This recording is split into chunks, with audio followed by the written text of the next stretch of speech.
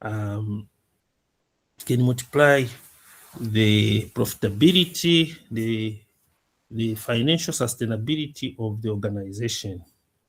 And that's why you see most organizations, even just the titles, change now. That we started having people having different titles relating to HR: director human resource, director human capital.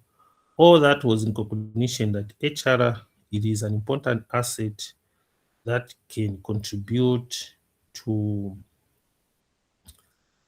attainment of organizational goals.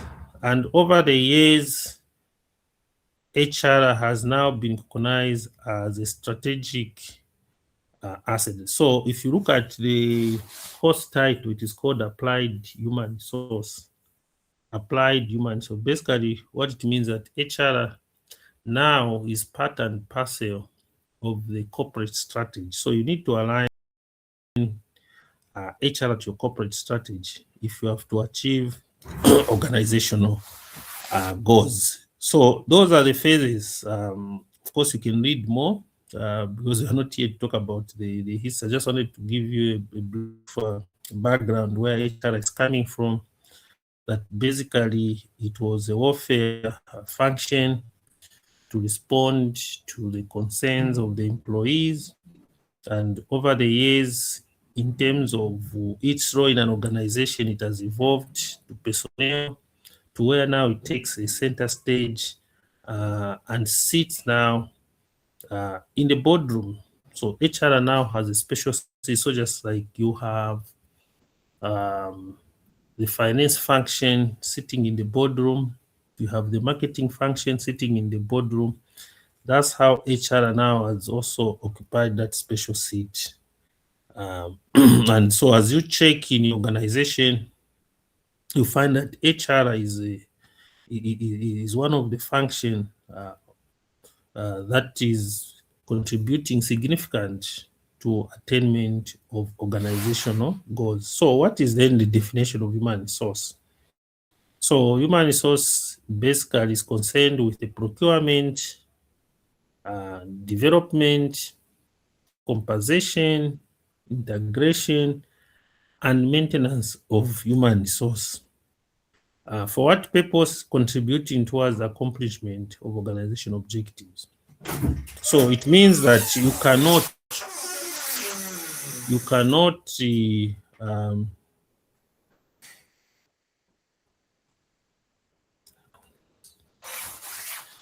cannot achieve organizational goals without paying special attention to human resource. Another definition, of course, essentially refers to the policies, practices,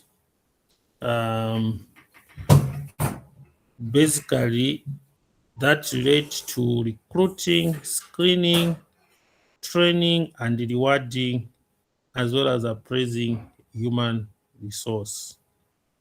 Human resource is concerned with the management of energies and competences for achieving organizational goals through acquisition. So when you're talking about procurement, it's basically acquisition, it's basically recruitment, development, utilization, and maintenance of competent and the committed workforce.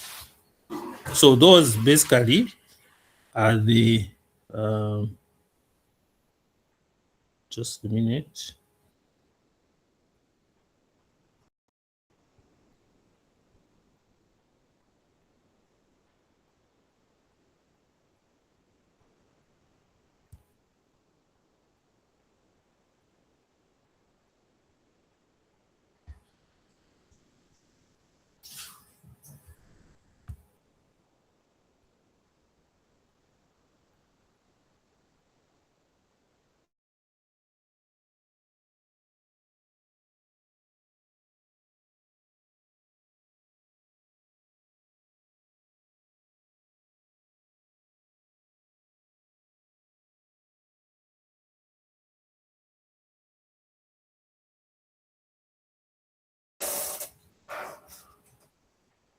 Okay, sorry, I had some disturbance. I'll just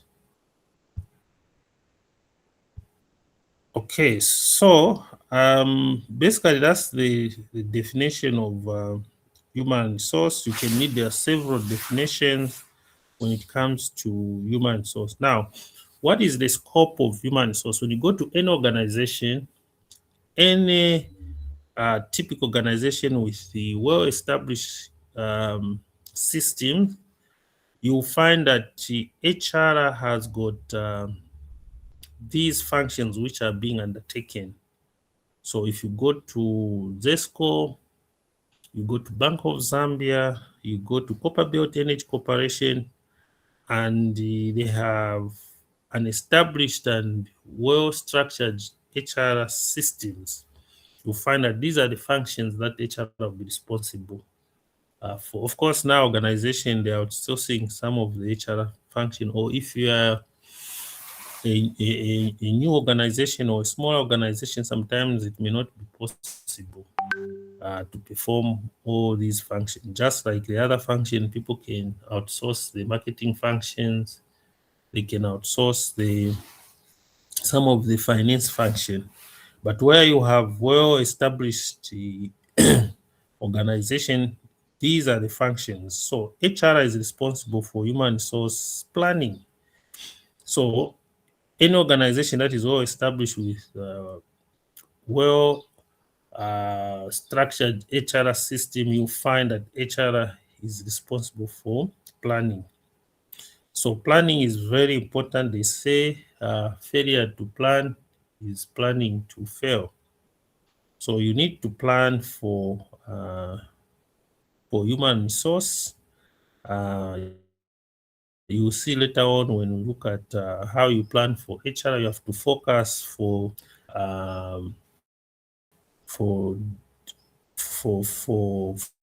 vacancies. You need to focus. You need to focus on where you're going to get the human resource. So in HR planning, there's what we call demand forecasting. In other words, what are the likely vacancies that you may have as an organization? And those vacancies could be occasioned by your strategy that could have changed. The strategy could be talking about expanding. So if you're expanding, you need to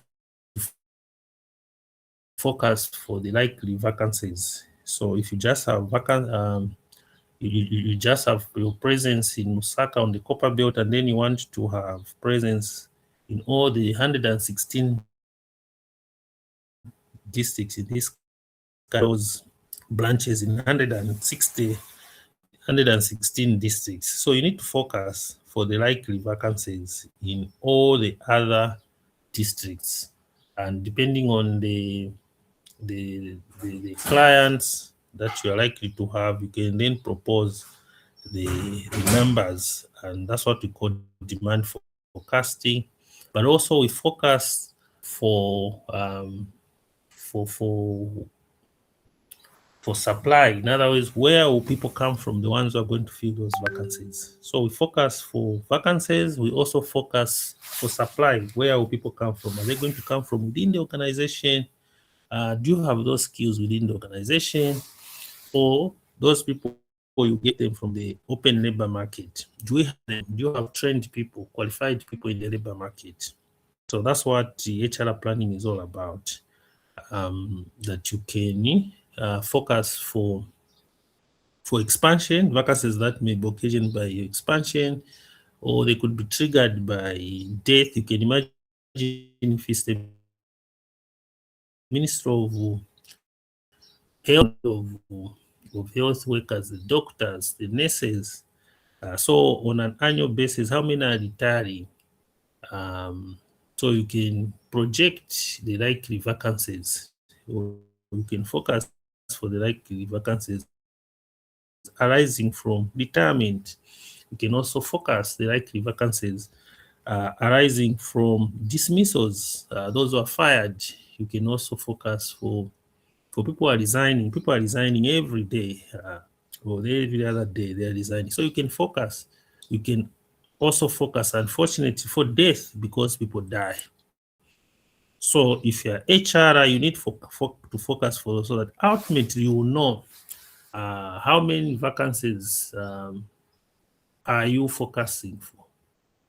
Expansion, as I said, if you are building new hospitals, health centers, you can also focus. So if the government says we're going to build 600 health posts, already that should tell you in terms of the numbers. On average, how many health personnel are supposed to man a health post, are supposed to man a hospital, a mini hospital, and so on and so forth. So you need to have those numbers, because if you do not plan, that's what you see. You go to a health center, you go to UTH, you are given appointment to see the doctor, not next week, not next month, but maybe to go there in September, to go there in October, or even next year. Why? Because they don't have the right people. They have got very few people, very few experts, probably because we failed to plan. We failed to plan because when you're planning, then you know this is the population that we have, and these are the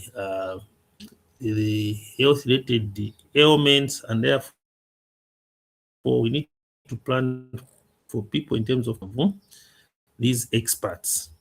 Now, if you don't plan properly, you have a situation where you only have 2-3 experts, and because that's a serious health burden, you find that a lot of our citizens, they go to UTH and they're given all those appointments to come next month, to come the other month. Unfortunately, the ailment may not pause during that period, and that's why we have people dying, because we failed probably to plan. So if we can plan, then we will know that which are the common ailments when you look at our disease burden, and then we can plan by training people in those areas. If we don't have competencies in terms of our universities training those experts, we take them outside this country to go and be trained, like the way we did at one point with the experts in the various different cancer diseases. We sent people outside. So that was part of planning. So in HR planning, we talk about having the right quantity. So you should have the right quantity at any given time. The right quantity in terms of the numbers. So do you have the right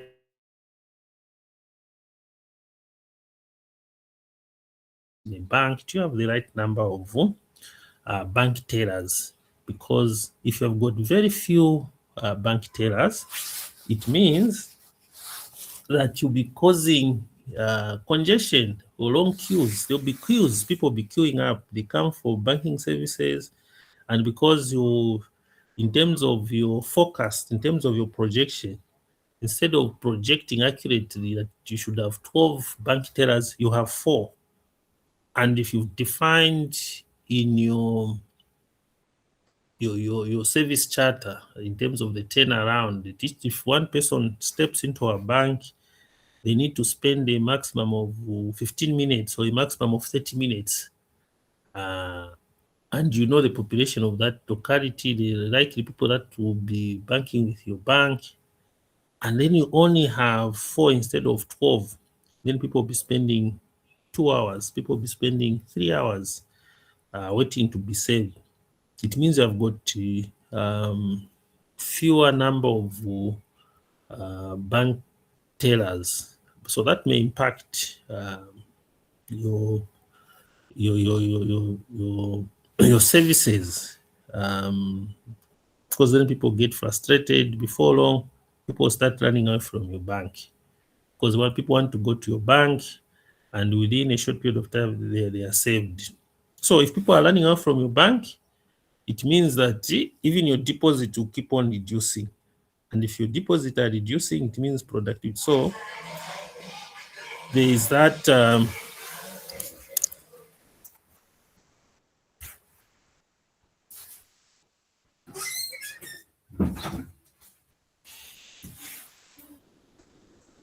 so there's that linkage in terms of the number of people that you have. So when you're doing the forecast, project for the right number, and that's what I talk about, the right number. So if there are few people, it is a cost because you lose clients, and when you lose clients, because of inefficiencies, which could be brought about by fewer number of bank tellers, it means that people will take their money elsewhere to another bank. If it's in the health sector, there are fewer doctors, so many emergencies, so many surgeries which are supposed to be conducted, you find that you are postponing some of them because there are fewer doctors. Eventually, people will die. If it is about teachers, of course, you may not see the impact there and then. You see it maybe after 4 or 5 years from the past that actually to keep on dropping, because then one teacher may have to handle maybe 5, 6 classes if you go in these rural areas. So the fewer number you have, if your focus are low, that will impact the productivity and ultimately profitability for a business organization. And in the public sector, you see the impact, people dying because you don't have doctors. There are fewer doctors. So fewer numbers, it's a cost to the organization. Also, if you've got more numbers, you have more people than you require in an organization. That is a cost, because instead of your wage bill being 10 million, you are likely to be spending 15 million because you're overemployed. So overemployment is failure to focus right now. Sometimes overemployment could be occasioned by technology. So immediately you introduce technology, you find that work which was supposed to be done by 10 people can now be done by 2 people. So automatically technology will trigger surplus. So immediately you introduce technology, then you need to look at how you need to manage the surplus. You'll see later on when we look at strategies on managing surplus. So a surplus, it is a cost. So there's one organization where I participated in terms of reviewing the organizational structure. So we discovered that they had overemployed by 70, 75, 76 people. And when we computed on annual basis, the money that they are spending on paying the excess 76 people, it was more than 16 million. 16 million per annum. Yet that organization, because it's a regulator, they have challenges in terms of doing their work which they were established, because they're established by an act of parliament. So they can't do their work because they don't have equipment, they don't have transport, and so yet they are spending in excess of 16 million paying people who are not supposed to be there. So excess staff, it is a cost. If you look at the private sector, they are very sensitive when it comes to excess staff, and they would rather have a shortage. You see the mining sector, each time there's a drop in copper prices, they will lay off workers. Why? Once you have a drop in terms of copper price, it means that you also need to slow down productivity. So it means you need to reduce production. If you had 4 or 5 shifts, you need to come down maybe to 3, because you not have the money to pay the excess staff. So that may affect your productivity, that may affect your profitability, which is the main actual objective for private organization.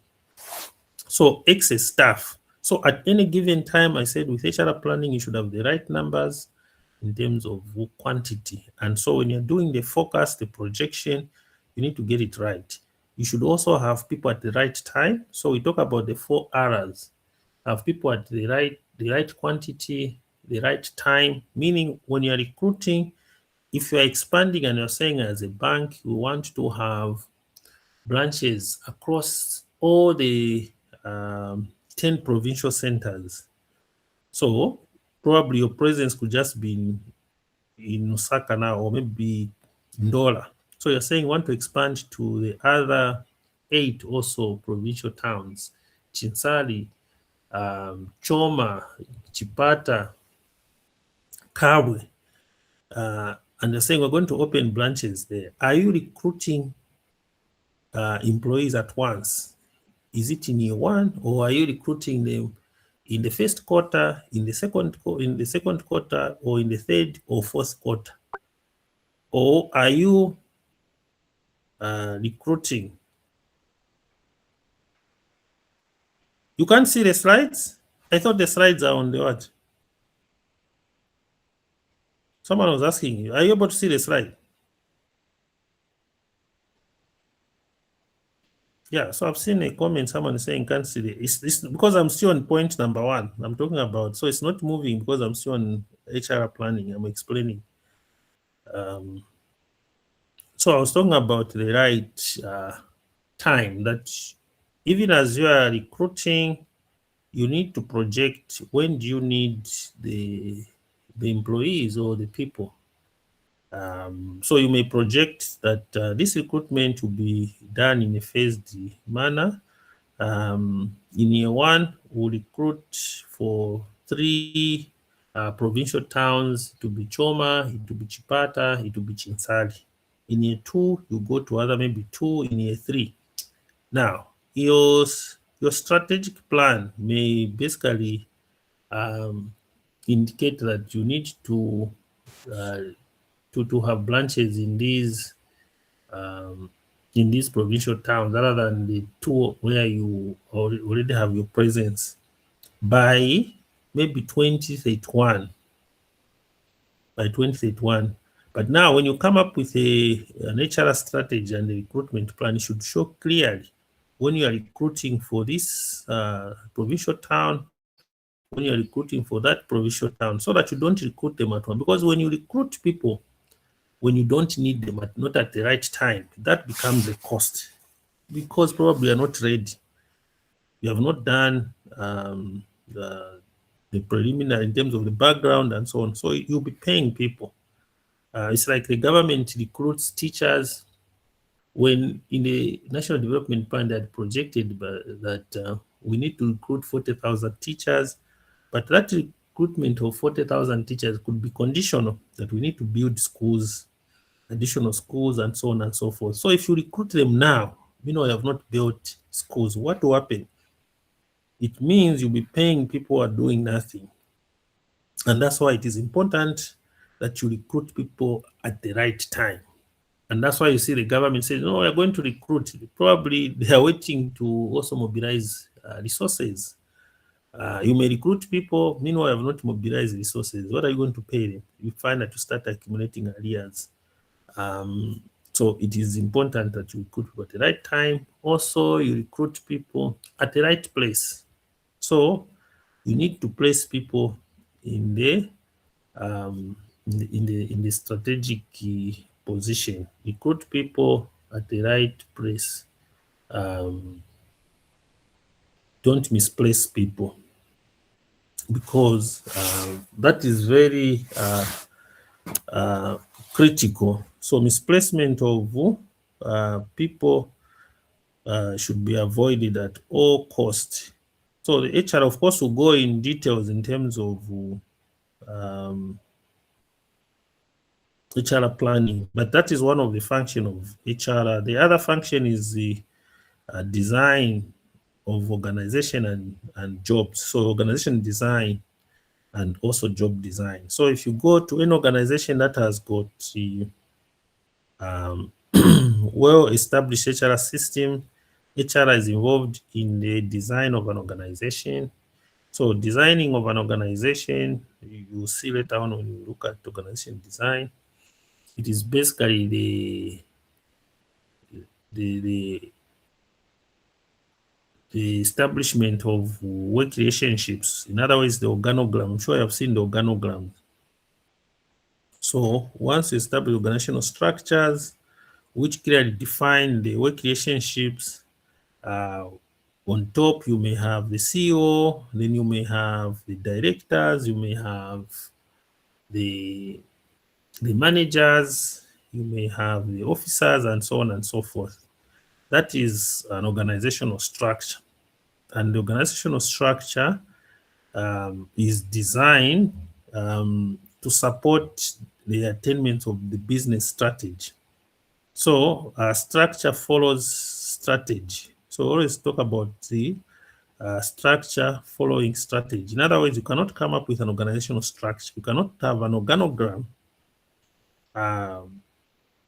before you come up with your strategy. Or for those organizations which are established by an act of parliament. So we have got quasi-institutions for those who are in government, which are established by acts of parliament, ZICTA, ZPPA, ZAMLA, ZAMSA,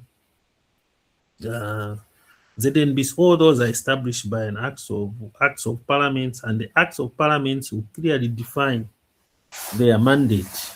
So the mandate are clearly defined, what they're supposed to do, why they are established. So it means that when you are creating an organizational structure, all the positions that you are putting or you are coming up with should be in line with the mandate. So for example, you can talk about ZAMSA.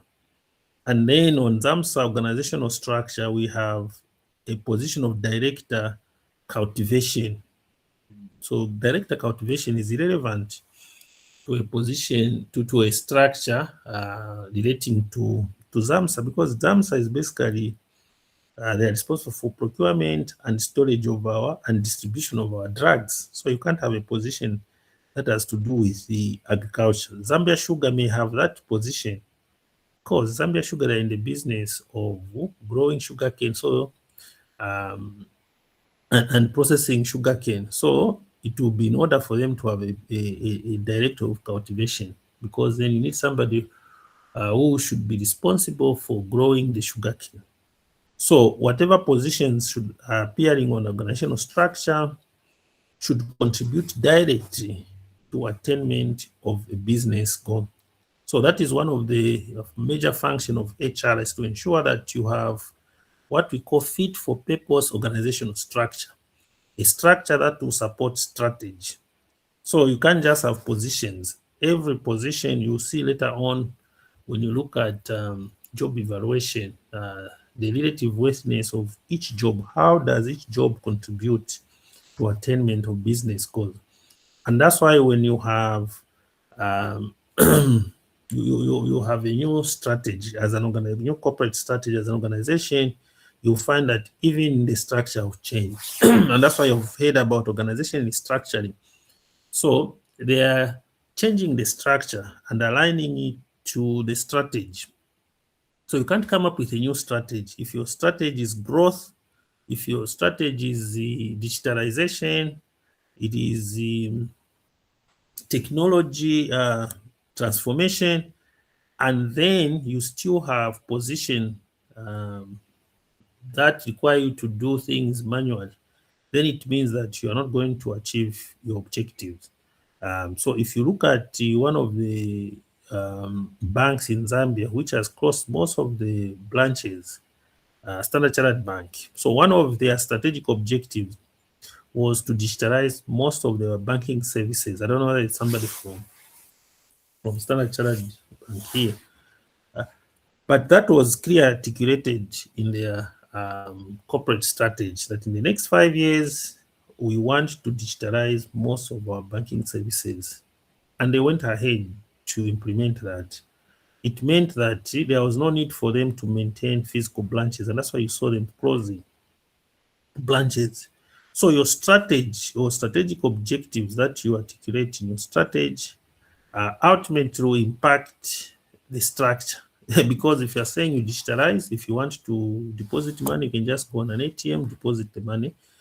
If you want to withdraw, you just go on ATM, you withdraw money. If you want to transfer money, you don't need to go to a physical branch. You just do internet banking and everything. So you eliminate then the need for physical branches. So when you see that there is a change in terms of strategy, and one of the strategic objective was to digitalize the banking service, it meant they eliminated the branches. When you eliminate the branches, the physical branches, it means on the structure then they are also removed.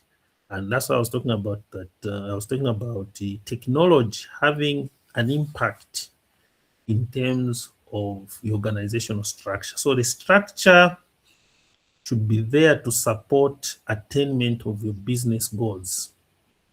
You cannot have a structure that is misaligned. And that's why I talk about fit for purpose organizational structure. So immediately you change the strategy, even organization. And that's why in organization, you see them, they're restructuring, they're doing this because the strategy has changed, the focus has changed.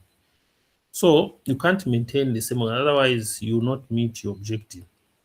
Of course, some organization, especially if you're doing structuring at a large scale, sometimes you may want to bring in consultants, like that example I gave where we went to review their organizational structure following the change in terms of the strategy, because sometimes it may be difficult for organization to restructure themselves. So if you are restructuring yourselves, you will not do actual objective work. So HR, that particular, especially through their board, they may want to contract the services of a consultant to come and help them to restructure or to come up with a fit for people's organizational structure in line with the new corporate strategy, because they will not be attached to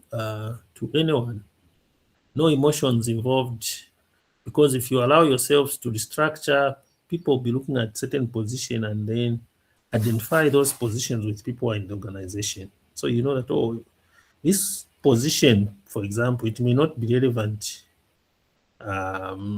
based on the new strategy. So you may propose that it is disestablished, that it is abolished.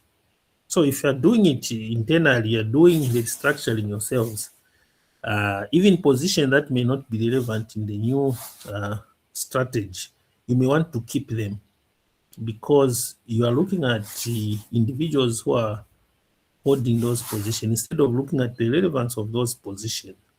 And that's why organizations will go out, get a consultant, because they have no feelings to, no emotions attached in terms of the and relationship in terms of those who are holding those positions. So they'll come and look at the contribution of each and every position rather than the job holders. So they will not be influenced by the job holders.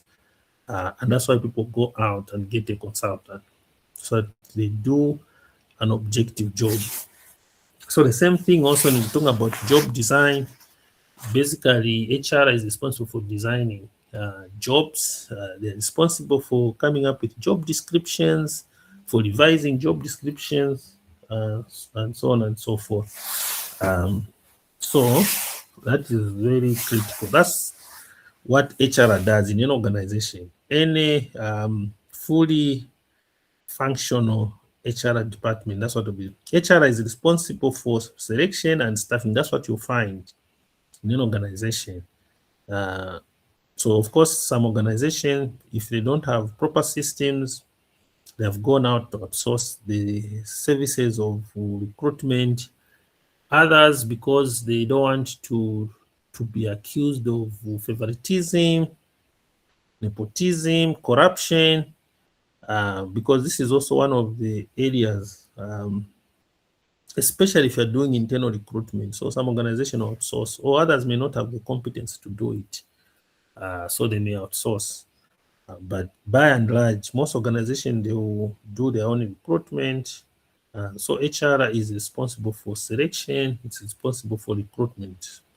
Of course, most people know about this function because when you're looking for a job, it was HR, you went to HR.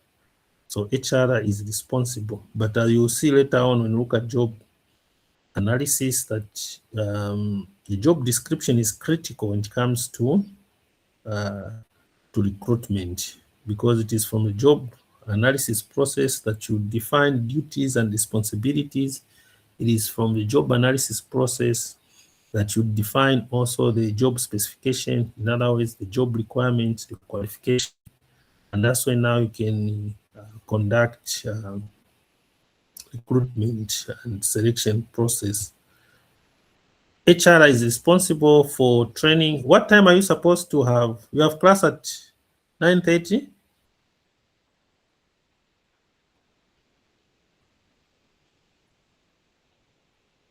No, 10:30. Sorry? 10:30. Oh, okay. So, so HR is also responsible for training and development. So once you've recruited people, so by the way, when you look at the HR function, we start with the strategy. If you are designing, that's the starting point of an organization. If you're establishing a company, I'm sure some of you will establish companies on your own. The first thing you look at is what is it that you want to be doing as an organization? What is your mandate? What is your goal? So if it is the production of sugarcane, you define your vision, your mission, and your goals, and you articulate that in your strategic plan. From there, that's where now you can talk about an organizational structure. If it's a government agency, you talk about the mandate, and then you, of course, you go to parliament and establish that organization. Very recently, the government established what is it, the Minerals, the Minerals, is it Mineral Development Commission, something like that. So it's an agency now. It's a regulator when it comes to mining. So in the Minerals and Development Commission agents, they defined what that commission will be doing. So based on what they defined that Minerals Development Commission will be doing, you can now come up with an organizational structure. If you look at the ZICTA Act, it defines what ZICTA, its mandate will be. So even before ZICTA comes up with the strategic plan, and that strategic plan should be aligned to what the law, because the policy is lower than the law. So you look at what is prescribed in the law, in the act, and that's how you define your structure. So if you look at how we design organization, you come up first with your strategy, or if you are established by an act of parliament, you look at your mandate, and probably may want to come up with the strategy. That strategy should be aligned to the law, and then establish an organization, organizational structure that should be aligned to the law, or that should be aligned to your strategy. So once you've done that, you need then to define the duties and responsibilities. That's what I was talking about, job design. So you do that through job analysis. So you define the duties. What it will be, if you're saying there should be a director business development, what would the director business development be doing? You define the duties, responsibilities. From there, you define the job requirement or job specification. So if you have to recruit somebody who will be performing this function, what qualification should they have?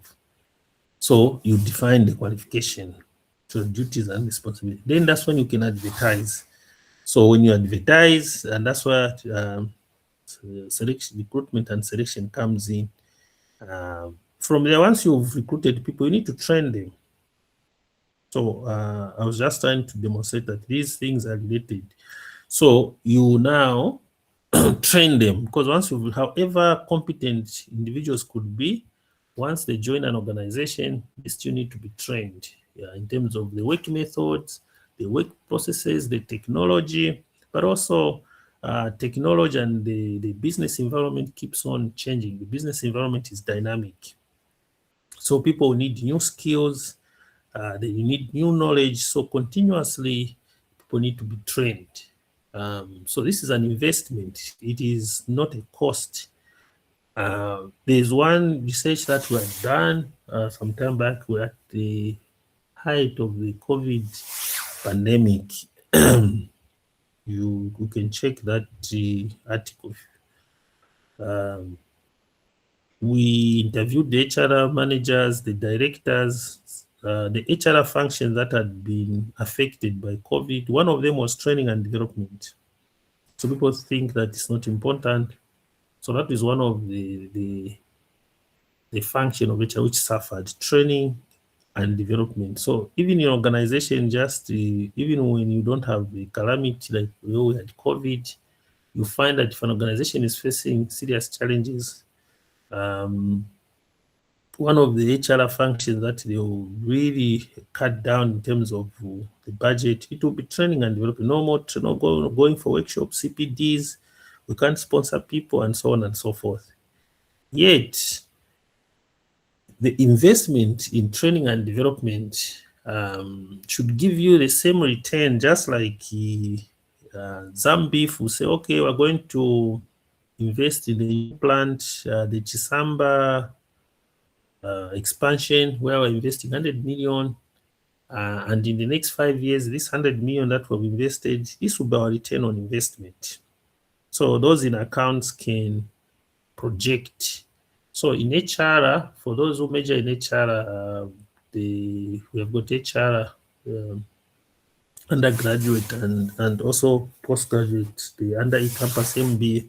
There's a course what we call HR Matrix and Analytics. We have matrix that relate to training and development. So what will be the return on investment? So the same way we expect that you're going to invest 100 million in the expansion of Zambia, Chisamba, and this will be the return on investment. Should be the same way if you invest the 100 million kwacha in terms of training and development. What will be the return of your investment in training and development? Is high productivity, creativity, innovation. So if you look at the high-tech sector, Apple, Google, they invest so much in training and development because it is through training and development that you can ignite innovation. You can ignite creativity. And that's why you see if it's Apple, they'll have new phones. They will come up with the new innovation in terms of the phones, iPhone this, iPhone that. Those new iPhones, they're not dropping from heaven. It is through investment in training and development. And then people become creative, they become innovative. So you invest in training. They even have days where people could just dream. Maybe on the Fridays, people just dream of what new innovation.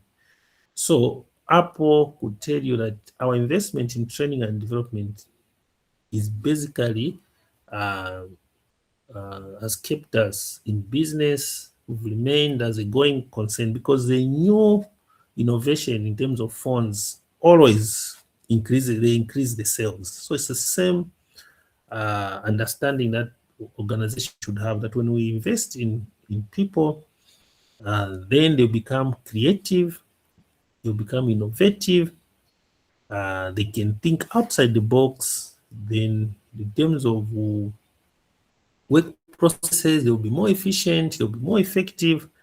And as an organization, we can post profit in excess of 1 billion kwacha.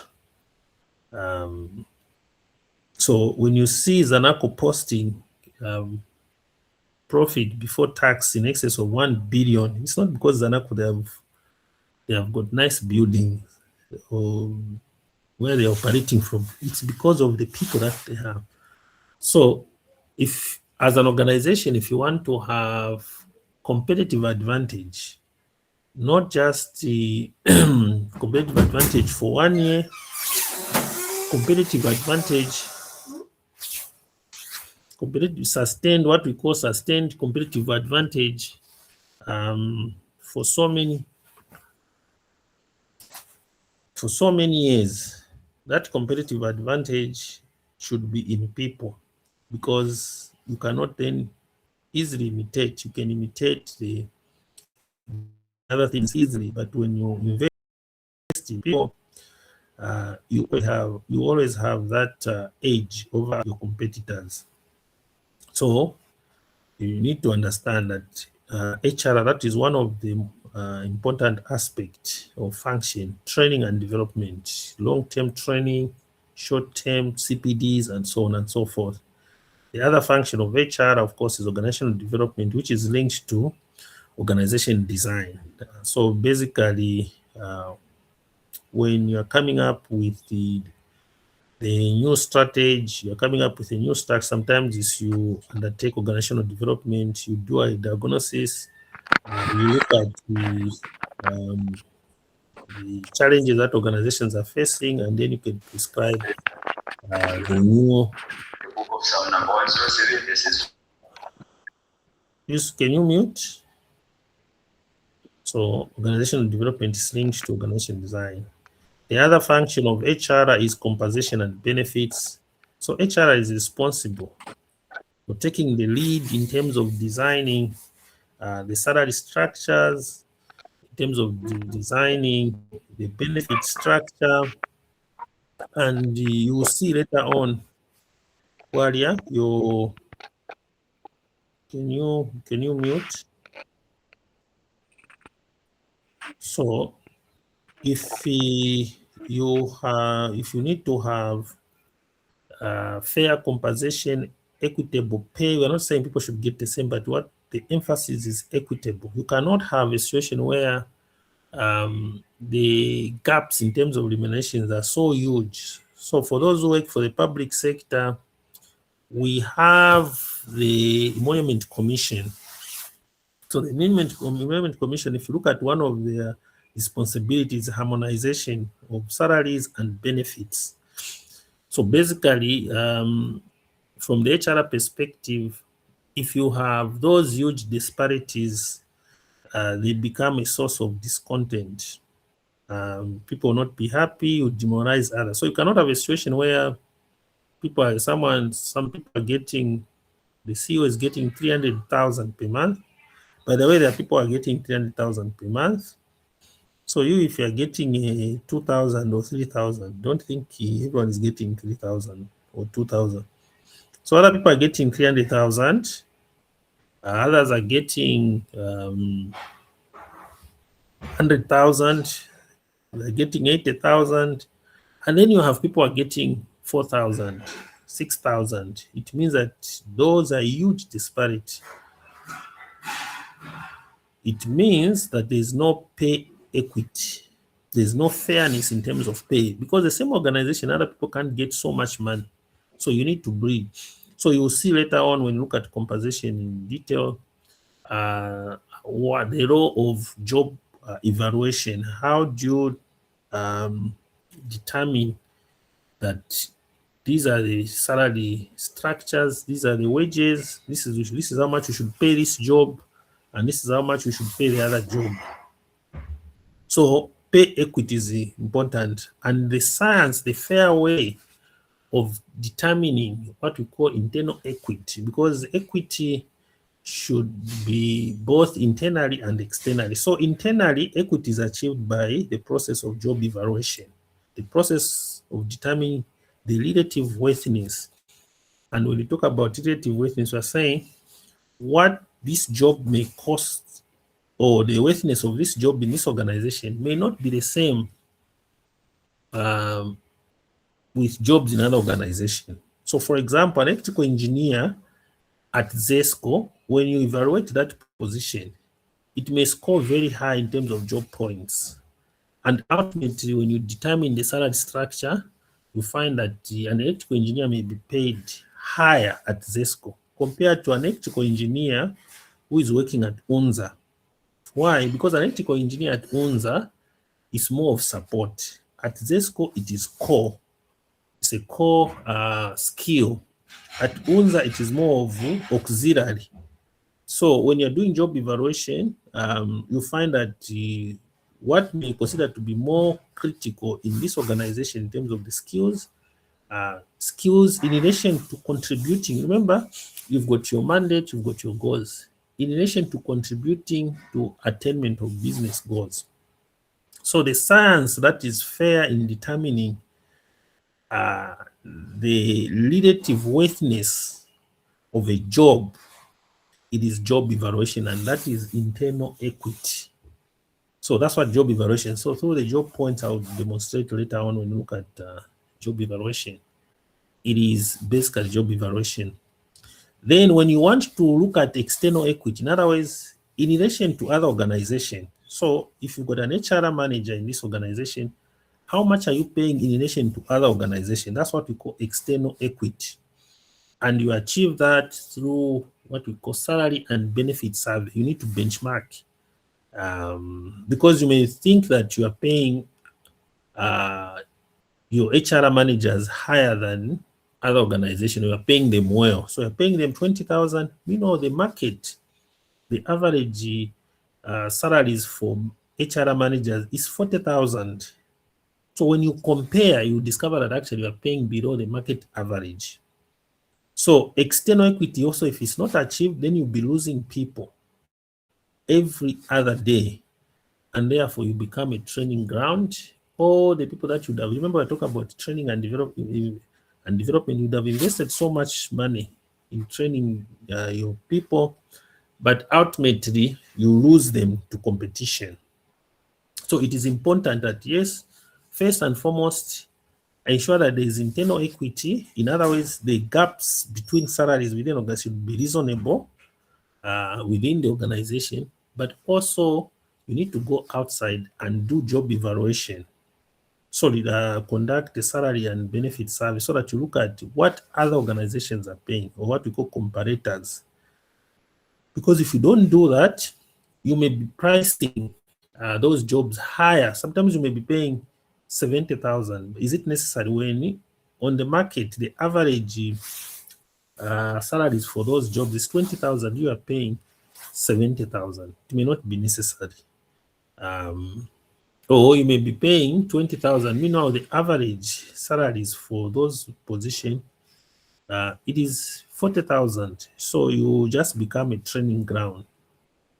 And if you keep on losing people, you lose your competitiveness. You cannot compete with other organizations, but also your investment in terms of money, training, in terms of coaching, in terms of mentorship. So this is one of the functions of HR. So HR, the responsibility of HR is to ensure that there is equity. Because if there is no equity, both internally and externally, first internally, there will be demotivation. People will not have the morale because they know others are getting far more than they are getting. People are not asking that they should get the same salaries, but what they're asking for is equity. But also, if you're paying below the market average, it means that you become a training ground. Once people gain experience, they'll be leaving your organization because you're paying probably below the market average. So the other HR function is employee assistant program.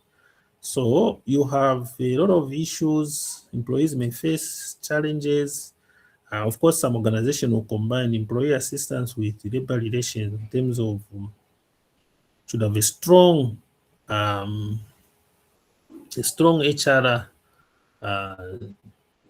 directorate or department. We should be able to also listen to the needs and respond to the needs of the employees. Others have got personal issues and so on and so forth. So you need to address those. When you see an employee was a high performer, all of a sudden the performance just drops.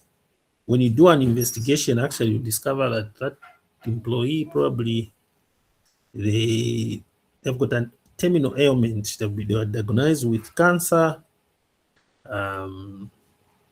and other ailments, and then they can't cope. So the performance has dropped not because the employee is lazy or can't do, but because of that problem. So HR should be sensitive to such, but they need to trust the process. If employee have to come forward, open up, they need to trust the process.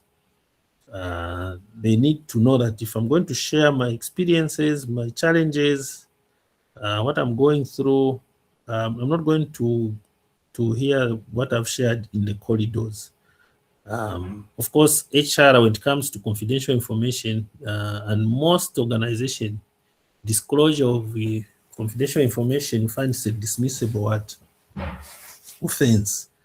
So employee assistance program is a very crucial division within HR because it helps employees.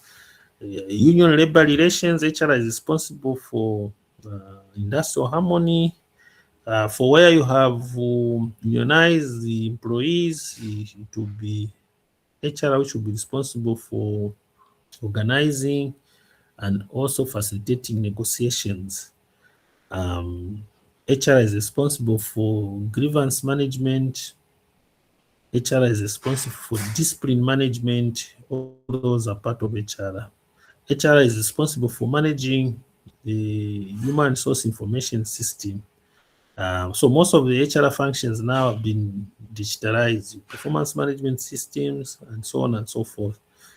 So in a nutshell, that's what human resource is all about. So you'll see that what we'll be covering throughout this module basically will relate to the major areas of HR. In other words, the scope that we've looked at. We'll be looking at the organizational development, organization job design. We'll be looking at the employee recruitment and selection. We'll be looking at training and development. We'll be looking at performance management. We'll be looking at labor relations. We'll be looking at compensation. So that's the scope of HR. So in terms of the objectives, of course, I already spoke to most of these issues. Objective of HR, it is about human capital, assisting organization, obtaining the right number. I already talked about this. So basically, this is what HR is. So tomorrow when we are meeting tomorrow, we'll look at the HR strategy vis-a-vis the corporate strategy and why it's crucial that HR should be integrated with the corporate strategy, why it should be integrated with the business strategy. So you know those levels of strategy. I know I've already done strategic management. So those the 3 levels of strategy: corporate, the business, and also operational strategy, and HR falls in the operational. So you need to integrate HR vertically and also horizontally. Okay, so this is where we end for today. Do we have questions before we?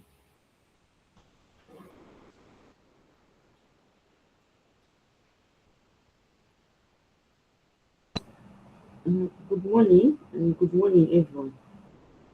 Yes, good morning.